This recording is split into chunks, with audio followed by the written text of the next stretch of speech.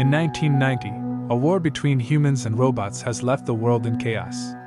Center CEO Ethan Skate created Neurocaster technology, allowing humans to transfer their minds into drone robots. This helped humans win the war and robots were forced into the exclusion zone. However, many people chose to live virtually while drones did their work. In 1994, teenager Michelle lives with her abusive foster dad, Ted. She was in a car crash with her family, resulting in their deaths. She has been in and out of foster homes and struggles at school for not using Neurocaster. One day, Cosmo, a sentient robot, finds Michelle. He is only able to communicate using gestures and a limited set of pre-recorded words, but manages to convince her that he is controlled by her deceased younger brother Christopher, who was a child prodigy. Michelle and Cosmo set out across a dystopian landscape to find him. Along the way, they encounter Keats, a veteran with a complex past, and Herman, a sentient robot who is able to take on multiple forms. Together they meet up with a band of robots in the exclusion zone, led by Peanut.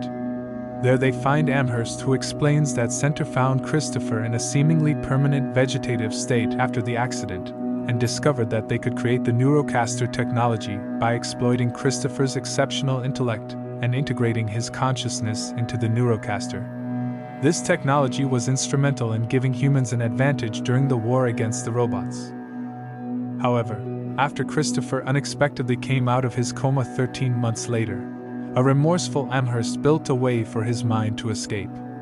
Center drones under the command of Colonel Bradbury attack, recapturing Christopher, killing Amherst, and destroying the robot's home. Determined to rescue her brother, Michelle infiltrates Center's headquarters with the help of Keats and Herman, while the other robots wage war with Skate's drone army.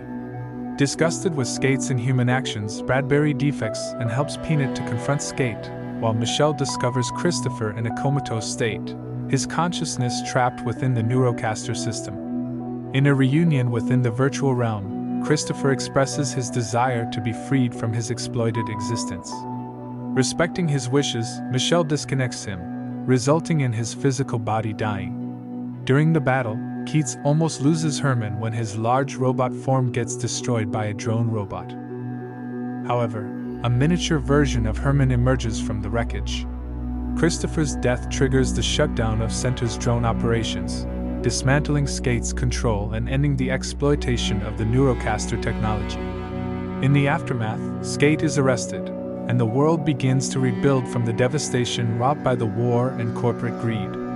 Michelle then broadcasts to the world exposing how the Neurocaster technology has affected people's lives and inviting those who wish to live in peace to the exclusion zone. Cosmo's body is dumped in a junkyard, but he is shown rising up, suggesting that a part of Christopher's consciousness may still reside within the robot.